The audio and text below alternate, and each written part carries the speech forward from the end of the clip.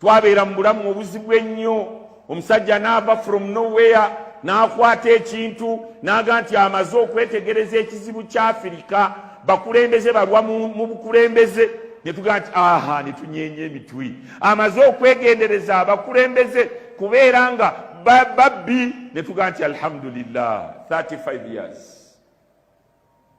Kale abakulimba nti be bagenda okujja n'ebinene ennyo.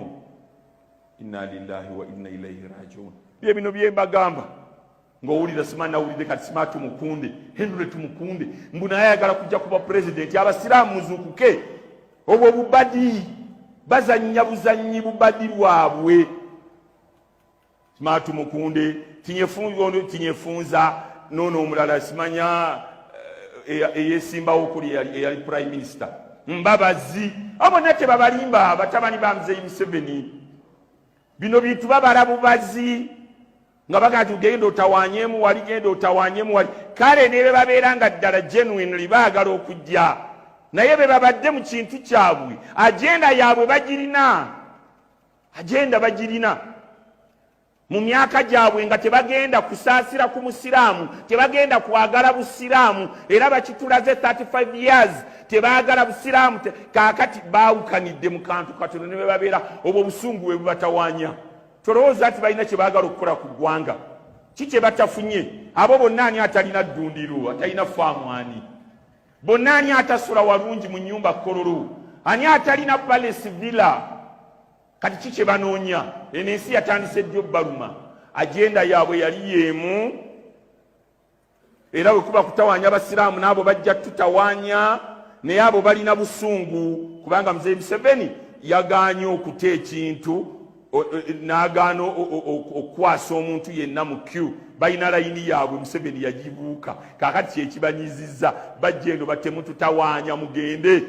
Oli yasooka gamba tumukunde njagala kujja Kampala. Gaali biganya ati kati ayagala bwa president temutusumbuwa abasiraamu temukkirizo batawanya. Ffe tulina obbabuulira ekyo kola abantu babi insha Allah.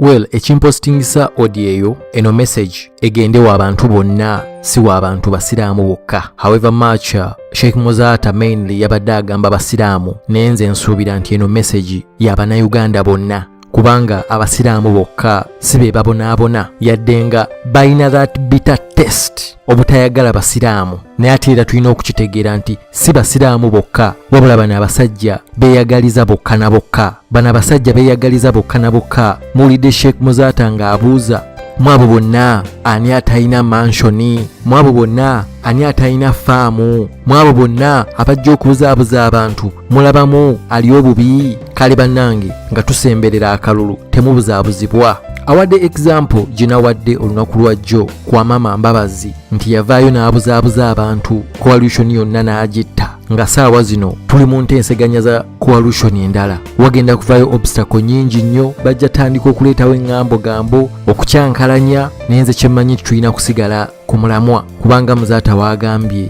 nti bano abasajja tebatuwaagala, ffe lwaki tubaagala? Bano abasajja beeyagaliza bokka na bokka. Ngenda kuwa example eya Busoga, the industrial town. Jinja nga yali tawuni eyeeyagaza. Nze nzijukira nali muto mu Nassale naye nga bagamba kulambula ebibuga bimusooka okulambula mu Uganda. Jinja si Kiyira yokka wabula nga mugenda mu mafactory ago. Jinja nga yali tawuni eyeeyagaza. Genda mu Jinja essaawa zino ku mulembe gwa Museveni after 35 years Abasoga kye basinga okuboogerako kuba nanvunza. Mu nsonyi Abasoga ebintu byonna baabita. Edda tewabangawo Musoga ava Jinja mbw ajje mu Kampala anoonye emirimu. Abantu baavanga mu Kampala ne bagenda ne banoonya emirimu e Jinja. Genda e Jinja essaawa zino buduuka.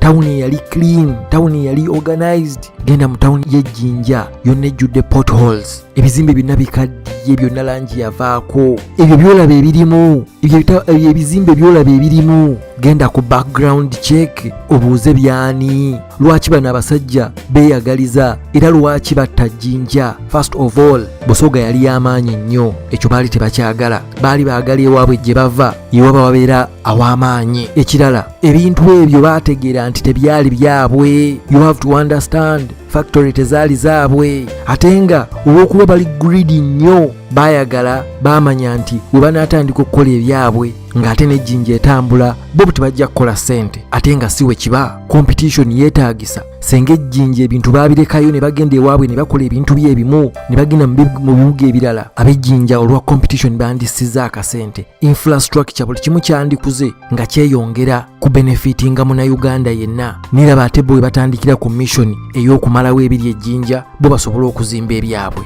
greed mwandiwuliriza message eyo eya Sheikh Muzaata bana abasajja tebatwagalangako weebuuze kiki kye bagenda okukolera after 35 years kiki kye bagenda okukolera after 35 years ngenda kuwa example y'abazannyi b'emizannyo bathletes kariya yaabwe eggwawo ku 35 years ne batandika ebintu ebirala naye oli akufuze 35 years kiki kyavaayo okukulimbalimba Bannayuganda lwaki temuzza okuka omusajja akufuze emyaka 34 35 okyali mu mbeera mbi okaaba kiki kyagenda okujja ataakulimberimba era okkirize tewali gino emyaka gyonna bagula migule kukuuma bugagga bwabwe kyova olaba omusajja ayeeyita nti ali informed ate nga tali informed kazeeyi avaayo n'akugamba mbw abasajja abo abali naye mu gavumenti tebasobola kukkiriza Bobi Wine lwaki tebasobola kukkiriza Bobi Wine kubanga babbye nnyo batya nti gavumenti endala weenajja eyinza okutandika okutunuulira mu by'obugagga byabwe bayinza okutandika okuba auditinga kati kye basalawo okukola tebafa ku muntu wa bulijjo beefaako bokka ne bagamba okukuuma kye tuyina okukuuma kye tubbye katuwagira ono ne bamala emyaka ne bagigula ne bamala emyaka n'emyaka nga bawagira nga bali ku kifu naye ng'ekibawagisa ekifu olw'okuba nabo bafu nabo babbadda baagala kukuuma bukuumi kintu kyabwe kyova olaba oli avaayo n'akulimba n'akugamba nti ab'amagye bana abaki banawagira batya bano ba mentioning abo tebajja kuwagira yes tebalina kuwagira ekyo tukikkiriza tebasobola kuwagira kulwaki kubanga bonna babbi they are all thieves all they are trying kukuuma byabugagga byabwe on the expense of the poor people on the expense of the majority peace